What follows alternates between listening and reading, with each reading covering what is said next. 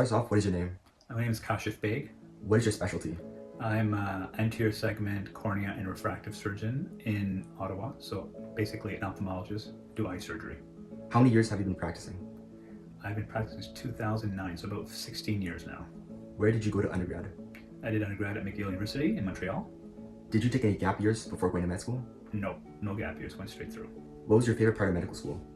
Just the exposure to all kinds of interesting physiology, anatomy, disease. It was just eye-opening. What specialty did you think you were going to go into on your first day of medical school? Ophthalmology. Were there any specialties you said immediately no and crossed off the list? Not immediately, no, but there were certain things, psychiatry, internal medicine, pathology, that I knew weren't really up my alley. What first made you fall in love with your specialty?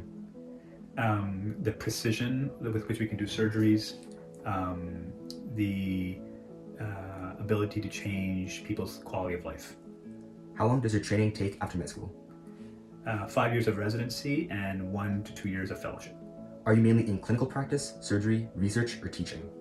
All the above. What do you enjoy most about running an ophthalmology clinic compared to working in a hospital or academic center? Well, now that the lines are being blurred, it's quite possible to have a private clinic, but have an academic flair or an academic twist to it, so that in a private setting, you are doing research, you are teaching trainees, and you are doing innovation. What challenges do you face running a private eye clinic compared to hospital-based ophthalmology? A private eye clinic, you definitely need to have a bit more of some managerial and business skills to take care of your clinic, the human resources, capital resources. Whereas when I was working previously in an academic environment, much of that was done by someone or another department, and you can at that point just focus more so on your clinical duties. Did you ever consider getting an extra degree, such as an MBA? I did, and I did get an MBA.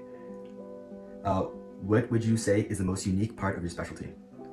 The most unique part is that with the eyeballs, there's no one else doing anything about it. So there's no turf issues. You know, the ophthalmologist is a surgical physician is going to be taking care of the eye diseases. The other thing that's really interesting about ophthalmology is that it has a very large impact on how a person sees, and thus it kind of influences their quality of life. What question do you get asked most by patients? By what patients? I'd say it must be to do with lasers, I guess. They always have questions about lasers. Okay. How do you use lasers in your clinic? Well, in ophthalmology, there's at least 7, 8, maybe 9 different kinds of lasers, and they have different applications. In my setting, I use it mostly for cataract surgery, as well as for laser vision correction. Why do you think someone would not choose your specialty? Now, choose ophthalmology, overhead. So it's quite a bit of overhead. It's very significant overhead, which is not present in many other specialties. Are there any stereotypes about your specialty, and if so, are they true?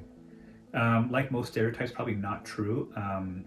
People think eye surgeons have it pretty easy, and then they just kind of finish around 3 and then hit the golf course. Nothing could be further from the truth. What was the biggest sacrifice you made in medical school? Biggest sacrifice? I think it was saying no or being less present when it came to family gatherings, getting time to go out with friends. I guess the social and family part is what I guess were the largest sacrifices. Now, how do you deal with employees that don't cooperate? So there's that quick knee-jerk thing that you just want to maybe just tell them what's going on and why you're doing this, but the reality of the situation is everybody's a little bit different. You got to have a real good understanding of what the situation is. You got to know what are some of the kind of systemic issues that are leading to this. Is something that's in the clinic inherently that's causing this? Something that's more of a personal issue. So no clear answer. It's a one-by-one basis, and it really does take now in this day and age a lot of tact and a lot of patience and a lot of understanding.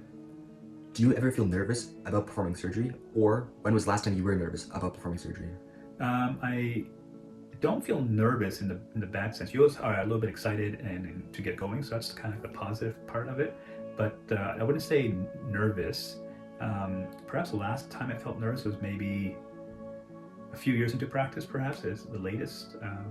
After that, you become comfortable and you know what you can and cannot do, and you realize that sometimes, unfortunately, complications are part of the process, and you have to kind of take it in stride and try to do your best. But I don't feel nervous now.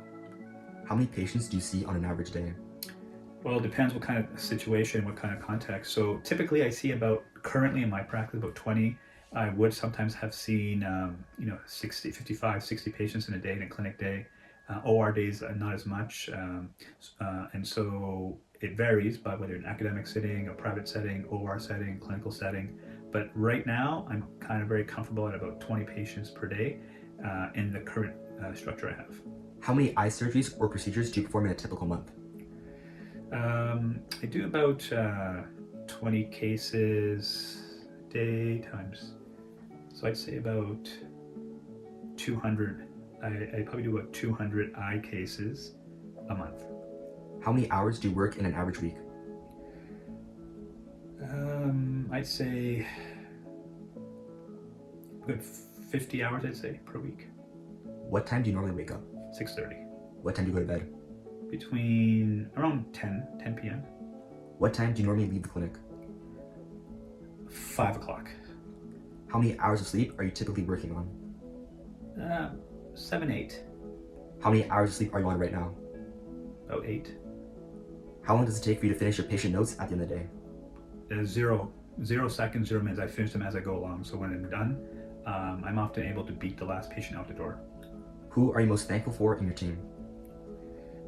Everybody from techs to the nurses, admin, managers. It takes a whole team to make the surgical practice run. So it's everybody. What separates your clinic from other private eye clinics? So one thing is that we do have a large emphasis not only on clinical and surgical excellence, but also on how we are doing in terms of training different people, so we have many trainees coming through.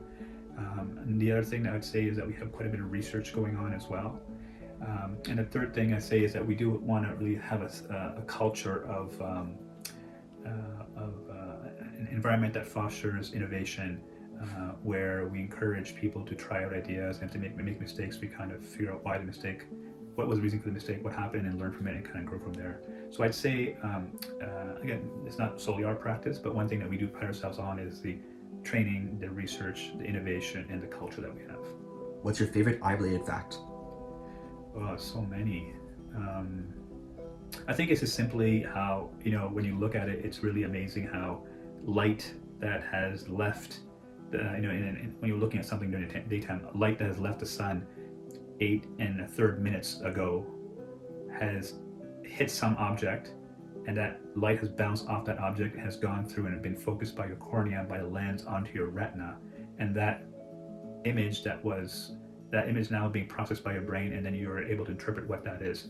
I just find that still to this day very fascinating, how we see the world, and that's probably what led me to really try and understand more about what the eye does. And a large part of what I do is it's called refractive surgery, meaning how can we make the focusing of these light rays more accurate. How did COVID-19 affect your practice and patient volume? COVID had a huge impact on not only my practice, but many practices. The volume has gone up, the complexity of cases has gone up. Patients, their attitude has changed as well. And we're finding that COVID really exposed the cracks in our health system. And so it had a huge impact on healthcare in general. And we're still, within the effects of COVID right now. What is your favorite thing to do when you're not working? I love just exploring ideas, reading about things, searching or researching different ideas that are not related to work. It could be anything. If I have a certain kind of just inkling, I'll just explore that and read as much as I can about it. Does your family ever ask you for random medical advice? Usually, yeah. It's kind of part of the deal. What's the weirdest question a family member has asked you? Oh, I don't know. I can't think of anything off the top of my head. But when the kids were young, all kinds of interesting questions came up. Some that made you laugh, and some that actually made you think a bit more too. Do you have a favorite animal? Birds. I love birds. If you could have dinner with anyone in history, who would it be? Ooh. I don't think it'd be anybody from recent history, because we've got books and stories about it, but probably people way back where things weren't really well documented. So some of the explorers, some of the conquerors, some of the philosophers, going back a few thousand years, probably those are the people I want to find out more about. What's your favorite dish to eat? Oof, my favorite dish to eat. I think it's probably lasagna, but there's so many of them. What's your favorite cuisine? So beyond my background and as a growing up in a Pakistani household, I'd say it'd be Italian. Do you have any favorite restaurants in Ottawa? No, not really. I'm not much of a foodie, so I appreciate and love food wherever I go. And I often forget about what I've had at a certain restaurant, so I can't really recall. Can't really recall afterwards what I had there if it was good or not. So I mean, I go to mom and pop places. I go to anywhere that's got a good menu, and yeah. So not really, not particularly a favorite restaurant. How much water do you typically drink in a day? Oh, not enough. Probably about a liter. I should be drinking at least twice that. So not enough. Now, what was your favorite meal as a kid? Whatever my mother made. What's your favorite movie snack? Movie snack. Probably fruits. What's your favorite sport to watch? Hockey. Who's your favorite player? Right now, it is Connor McDavid. Pineapple on pizza, yes or no? Nope. Apple or Android? Apple. Do you have any hobbies you kept up with? Curiosity is kind of catering to my curiosity has been there since I was a kid. So it has led me to different hobbies and different experiences. So trying to keep my curiosity at bay and trying to figure out things is what my hobby is basically. What kind of music do you play in your clinic or operating room? All kinds, anything from country to rock to classical to the latest in what's going on with hip hop. So it's a wide range. What's the best way, in your eyes, to relax after a long day? After a long day, I'd love to kind of go to, say, the backyard on a nice sunny day and just sit down, listen to the sounds of nature around you, listen to some music, read something interesting, have a nice drink and maybe some fruits nearby, and that'd be perfect. Are you a night in or go out on the town kind of person? Night in. Indoors or outdoors? Indoors. Okay. Now, what inspired you to pursue ophthalmology? Just being able to make a huge difference in someone's quality of life and how they see the world, and being able to do so with very precise surgery, very intricate surgery. That's what kind of drew me in. Do you think that personality trait was a factor in you choosing your specialty? I think so. Although all kinds of personality traits are attracted to all kinds of different specialties, I'd say for me, attention to detail, being ownership or having some control over a certain area of medicine, and being kind of the last person that would know about that particular disease process or issue. I don't think my personality really suited being a generalist or a comprehensive kind of physician. So I definitely need to be something that was doing tertiary and even quaternary level care. What did you think you were going to be as a kid? Initially, I didn't know what I was going to be as a kid. I just knew that there were so many things I was confused about. But the earliest thing I think was biomedical engineering. If you hadn't chosen ophthalmology, is there another medical or surgical specialty you think you enjoy? I think I'd probably be okay doing any of them. Right now, I think in terms of a medical or a surgical specialty, it'd be something surgical or interventional. Like I find interventional radiology very interesting, but it'd be something to do with surgery for sure. So if you didn't do medicine, what do you think you'd be doing right now? You know what? I always had a fascination with architecture, blending of art and science, and so perhaps architecture. Were there any times you doubted you'd make it as a doctor? Sometimes, yeah. At the beginning, during medical school, when you had to bring in these huge amounts of information into your brain, and then what I found really a big change. What I found to be a big change was when we started clerkship, when you actually started going on the wards and seeing patients and just being exposed to a whole new way of functioning. I think it was natural to kind of at that point think that you're always questioning yourself and saying, is this for me? And also, what kind of specialty am I destined for? So these are always thoughts that are going through, especially as a young trainee. If you could change one thing about the medical field right now, what would it be? I think it would be just having the resources to treat patients the way we should and the way we want to be treating patients. What is your biggest critique on the current healthcare system? I think when decisions are being made, yeah, it's very short-sighted. People are in their election, cycles of 4 years, but a lot of the things that we need to be in place for medicine and health overall is a much longer cycle. So more emphasis on preventive care as opposed to taking care of things when they're really at their when they're manifesting themselves as diseases. That would be the biggest thing, I think, is just the way we look at healthcare. What can med students do right now to prepare for ophthalmology? I think there's the obvious of talking to people, spending time doing electives, maybe doing research. But I would say one thing that any student can do is really trying to be honest with themselves and seeing whatever they like or they don't like. What is the reason why they don't like something, or what is the reason that they do like something? And sometimes you have to dissociate. Maybe that supervisor having a really cool teacher or a cool person or a really inspiring physician. Should you be looking at that, and should you be looking at what the content of that specialty is, or what the bread and butter of that specialty is? So really kind of analyzing why you like something, why you don't like something, and being very honest with yourself in terms of how you see yourself, working when you're in your 20s, 30s, 40s, 50s onwards. Do you plan on integrating artificial intelligence into your clinic? Why or why not? Oh yeah, it's already started. Everything from education to how we do our analysis of our data coming in, that will then actually impact what we do surgically. So it's already in place, and it's going to be playing a larger and larger role. If you could go back in time and change any of your experiences that you got, what would you change, if you want to change anything? So I think there's always things that we want to change, but at the same time, and perhaps the reasons why we want to change them is because they were, either we made a mistake, or something didn't go quite the way we wanted to go, or we lost something. So I'd say that those experiences actually end up forming who you are as a person today. So I don't think I really have anything that I would go back and change, because the things that did happen made me who I am today.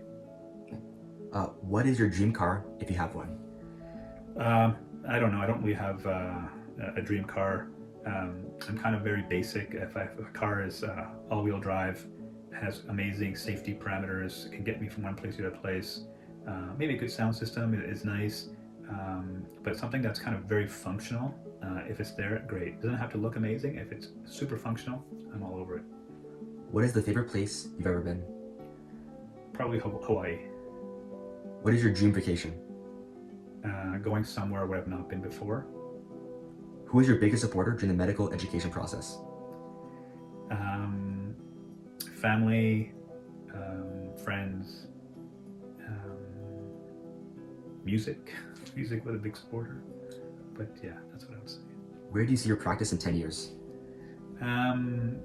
I think we try to keep on top of changes, and every 5 years I try to make a big change in my practice and in my the way I practice medicine. So I feel like things will be definitely different. I think we'll be seeing patients in a different way with more AI and virtual care coming in. I think many of our tests that we do will become more encompassing, so that you can maybe get one test done and it'll measure several different factors. And I think our treatments will be, obviously better and better. So I do think that the technology and innovation and what we do is going to be advanced. What won't change is that people will still need that personal touch when they're not well, when they're sick, when they're about to lose, in my case, vision, or about to, they need some help to regain vision. So that personal touch, no matter what the technology is still going to be needed. So to finish up, what's one piece of advice you would give to students interested in becoming ophthalmic surgeons? Just be honest with yourself in terms of, are you choosing whatever specialty you're choosing because it's academic in nature and all you've been exposed to in your training is academia? Is it something that you're choosing because your mentor is in that field? Is it something you're choosing because it gives you a certain lifestyle? Whatever it is, you have to be honest with yourself talk to people who are in it to know the variations of practice within that specialty, know what the bread and butter is for that specialty, know what's trending and what's going to be happening next few years, and then again being honest with yourself to see whether that's something that you want to do, and then keeping it flexible. Sometimes you have to pivot and change things, so knowing that it's okay to later on pivot if need be to a different aspect of your career, or a different aspect of your practice, or a different way of bringing in other disciplines into your practice, whether it be business or ethics or arts or whatever it may be. So I think really what I would say is, I get this question often from undergrad students and medical students, what do you think I should do? What would you suggest? What would you tell your younger self as a piece of advice? What I would say is try to understand yourself. Try to know who you are. Because what happens in undergrad is there's almost like a group thing going on. You all try to get into medical school, right? And the same thing once you're in medical school, you're surrounded by a bunch of other people who are very like-minded, trying to get into different specialties, right? And often you kind of forget about what actually you are interested in, what you want to do. So one of the things that often happens is that people are super interested in doing research or academic medicine or something surgical, but they actually should reflect on who they are. Know yourself in terms of what you like to do. And one of the ways to know that is by trying out different things, not only like in work or school-related stuff, just things in general, trying out different things. I think those people that really know themselves end up picking proper careers. They end up picking proper specialties. Throughout my training, I actually looked at 2 books, one by Kent Iverson, one by Anita Taylor, and these really helped me kind of figure out what kind of specialties attracted what kind of personality traits. And along the way, I actually did a few personality tests to see what kind of person I was, and I would read books on having me reflect more on who I was. Understanding who you are and what you're about and what your values are will make decision making down the road on what you want to do so much easier, and you'll be a lot more confident making those decisions as well. So what I would say, it sounds kind of weird, but I would say just try to really know yourself. Be honest with yourself in terms of, you may not like doing stuff that require manual skills. You may not like that, or you really may love it. You may like some specialties or some areas of work that are a bit more intellectual, a bit more cerebral, where you have to reflect and take your time. You might like areas that are a bit more fast-paced. So I would say it's really important to kind of know yourself, be honest with yourself, and that way you can kind of help. And don't be rushing to make decisions. You don't have to have anything planned out. Just let things come, know yourself, and as each decision point comes in your schooling and in your development, in your medical journey, by knowing yourself, you can make those decisions. There's no bad decisions. This is what is going to be good for you at that point and looking forward. So talk to people, know yourself. Don't be worried about the uncertainty that's coming up. Don't be wanting to have everything mapped out. There's many different ways to achieve what you want to achieve. And also just kind of enjoy the journey, because that's a big part. It's going to be a long journey. So you have to enjoy the journey and make good relationships and have friends and enjoy what you're going through. It is a lot of fun. It's a great life. It's a great, the work that I feel like I do is amazing, very fulfilling. You get up before the alarm clock every morning still. I'm ready to rock and get the work done. So I'm super blessed to be in the place that I have. I'm blessed to be in this group, working with the people I do. Blessed to be able to help the way make a big change in people's lifestyle, patients' lifestyle. But more importantly, I'm just super blessed to be have this ability to be have a sense of fulfillment and peace almost in what I do. So knowing yourself, not taking things too seriously, not trying to plan everything out, I think it's going to be my piece of advice. Thank you for your time, Dr. Baig. You're welcome.